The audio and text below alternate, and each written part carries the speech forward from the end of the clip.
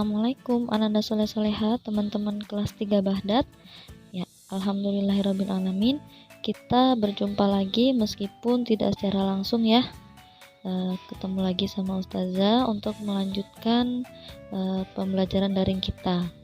Mudah-mudahan Ananda Soleh Soleha semua selalu dalam lindungan Allah Subhanahu wa taala, tetap menjaga kesehatan dan dijauhkan dari segala mara bahaya ya, amin. Nah, sekarang kita masuk di semester 2 ya, Ananda Soleh Soleha semua. Alhamdulillah, meskipun kita tidak bisa melanjutkan pembelajaran ini secara tatap muka dikarenakan kasus COVID-19 di Samarinda ini jumlahnya semakin naik gitu ya. Jadi untuk menghindari segala resiko yang kemungkinan akan terjadi, maka untuk itu pembelajaran kembali dilakukan secara daring. Semoga Ananda Soleh Soleha semua tidak kehilangan semangat untuk belajar meskipun secara daring ya. Nah, sekarang silakan Ananda Soleh Soleha semua mempersiapkan buku dan kelengkapan belajarnya. Kita sama-sama mulai belajar hari ini dengan mengucapkan basmalah. Bismillahirrahmanirrahim. Kita akan belajar tema 5 ya. Dipersiapkan bukunya, yuk kita mulai. Untuk hari ini kita akan membahas tentang cuaca. Nah, kita mulai dari tema 5 ya. Silahkan dipersiapkan bukunya ya. Tema 5 tentang cuaca. Cuaca adalah keadaan udara pada tempat dan waktu tertentu. Nah, bagaimana cuaca ketika di pagi hari? Ya, cuaca di pagi hari umumnya sejuk karena panas matahari belum ada. Kemudian bagaimana di siang hari? Cuaca pada siang hari umumnya terasa panas karena matahari terasa menyengat. Kemudian bagaimana cuaca ketika di sore hari? Ya, pada umumnya sore hari itu terasa hangat karena matahari tenggelam. Nah, berikut adalah simbol-simbol cuaca. Simbol-simbol cuaca ini akan sering kalian lihat ketika kalian menyaksikan perakiraan cuaca yang disiarkan melalui televisi maupun media elektronik lainnya. Nah, simbol-simbol ini biasanya melambangkan bagaimana kondisi cuaca. Sekarang tujuan dari perakiraan cuaca yang disiarkan di televisi itu sebenarnya untuk apa? Nah, jadi perakiraan cuaca itu disiarkan di televisi untuk mengantisipasi kepada masyarakat. Jikalau di tengah-tengah perjalanan kita nanti terdapat perubahan cuaca, misalnya awalnya kita berangkat adalah panas, kemudian di tengah jalan tiba-tiba turun hujan. Nah, kita bisa mengantisipasinya dengan membawa jas hujan atau payung dan lain sebagainya supaya kita tidak kehujanan di jalan gitu ya. Nah, supaya lebih memahami arti dari simbol, mari kita bahas satu persatu ya. Yang pertama, simbolnya berbentuk matahari yang cerah bersinar. Nah, ini keadaan cuacanya adalah keadaan cerah. Nah, apa sih keadaan cerah itu? Keadaan cerah itu keadaan ketika matahari memancarkan sinarnya, langit terang, awan yang terlihat di langit hanya sedikit, dan udara terasa hangat. Nah, cuaca seperti itu disebut cuaca yang cerah. Yang kedua yaitu simbol matahari yang tertutup oleh awan. Nah, keadaan seperti ini disebut dengan keadaan cerah berawan. Apa sih cuaca cerah berawan itu?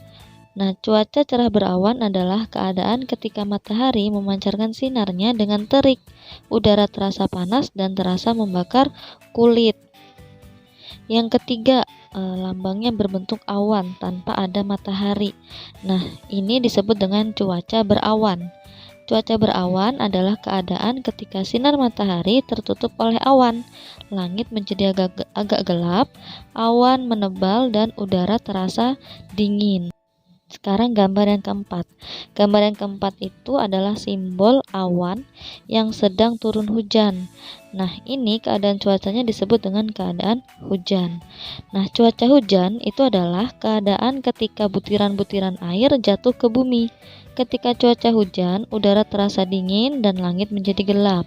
Cahaya matahari hanya sedikit terpancar karena tertutup oleh awan. Kemudian gambar simbol yang terakhir. Nah, gambar simbol yang terakhir ini adalah gambar awan yang sedang turun hujan dan juga ada petirnya. Nah, keadaan cuaca ini disebut dengan hujan disertai petir. Keadaan hujan seperti inilah yang harus kita waspadai karena ketika hujan bercampur dengan petir atau disertai dengan petir, maka kita tidak diizinkan untuk berteduh di bawah pohon. Karena ketika kita berteduh di bawah pohon, ketika pohon itu tersambar petir, maka sangat berbahaya untuk kita, gitu ya. Nah, kemudian ketika cuaca sedang hujan disertai petir ini, kalian lebih disarankan untuk tidak bermain hujan-hujanan. Ini dapat membahayakan kalian ya. Ya, itu tadi pembahasan mengenai simbol-simbol cuaca. Nah, sekarang kita akan membaca sebuah cerita. Nah, tujuannya untuk menggali informasi dari cerita ini ya. Nah, cerita ini berjudul Kue Cubit di Musim Hujan. Kue cubit musim hujan gitu ya. Yuk kita simak, Ustazah bacain ya, kalian yang simak. Hari masih hujan ketika Cika tiba di rumah sepulang sekolah. Langit tampak kelabu, namun hati Cika tetap ceria. Hari ini adalah hari ia tunggu-tunggu.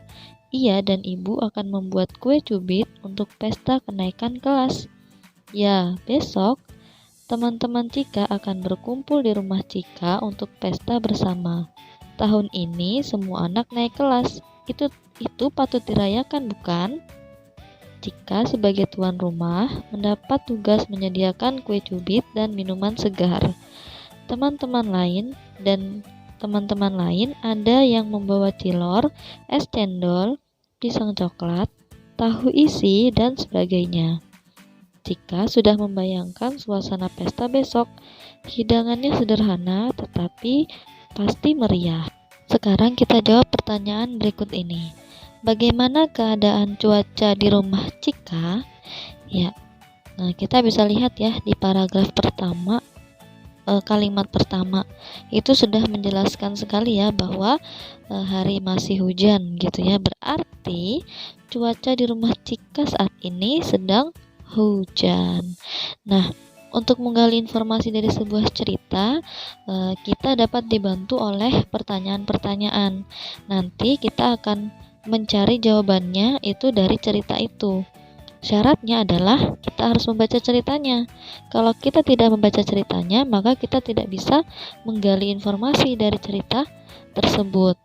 Nah, untuk lebih memahamkan kalian bagaimana cara menggali informasi dari sebuah cerita, Ustazah memiliki tugas nih untuk kalian. Tugasnya adalah menggali informasi dari sebuah cerita. Bacalah cerita Persahabatan Matahari dan Awan di halaman 21 sampai 22.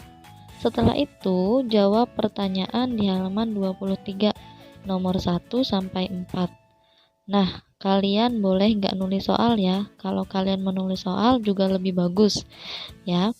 Nah, nanti kalian silahkan kerjakan di buku kalian masing-masing, kemudian jawabannya difoto dan dikirimkan ke Ustazah ya. Tapi jangan lupa, kita harus membaca ceritanya dulu ya. Jangan sampai ketika kita membaca soal, kita tidak tahu jawabannya apa karena kita tidak mau baca ceritanya. Karena salah satu manfaat membaca adalah untuk menambah wawasan dan mendapatkan hiburan. Apalagi ketika kita membaca cerita dongeng gitu ya. Pasti teman-teman semua senang banget kan kalau baca dongeng. Ya, sekian dulu ya penjelasan dari Ustazah untuk hari ini. Mudah-mudahan bermanfaat.